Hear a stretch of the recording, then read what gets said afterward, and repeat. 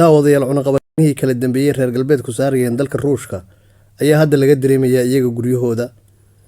litirka shidaalka dalka Faransiiska waxa uu kor u kacay in ka badan 47%. tan oo cabasho weyn ka keenayaan dadka iyagu isticmaala shidaalka. waxay haweeneydani sheegtay inay tahay meelnaba ha u dhaqaaqin. in ku dhow 50% ayuu maraya inuu hal mar kor u kaco. sidoo kale dhanka beeraha ayaa waxa laga dareemayaa qiimo ka caad u weyn. ninkanaynu arkaynaa waxa uu korsadaa doofaarka oo hadhow hilib ahaan u iibiyo. waxa uu sheegay 1,000 kiilo oo cuntada uu ku koriyo doofaaradiisa inuu siisan jiray sanadkii lasoo dhaafay 240 euro. haddana la siinayo 340 lagana hadlayo in dhowaan lagu daro 40 kale. dalka Ruushka ayaa Yurub siiya qamadiga ugu badan.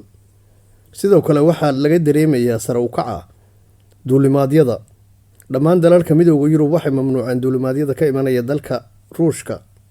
waxaana dhib weyn dadku ay ku qabaan inay hadda u safraan qaaradda Aasiya. waxay sheegeen rikaabku inay soo baxday 2 saacadood oo dheeraad ah oo diyaaradda la dul saarnaanayo. waxaana laga wareegayaa wadooyin cusub iyadoo la iska ilaalinayo hawada Ruushka in la galo. waxaa kor u kacday lacagtii. isku soo wada duuboo saameyn weyn ayay ku yeelatay cunaqabatayntii ay saareen Ruushka. daawadayaal waxaynu arkaynaa diyaaradii leeyihiin ciidamada Ruushka oo ciidamada Ukraine dhulka soo dhigayaan.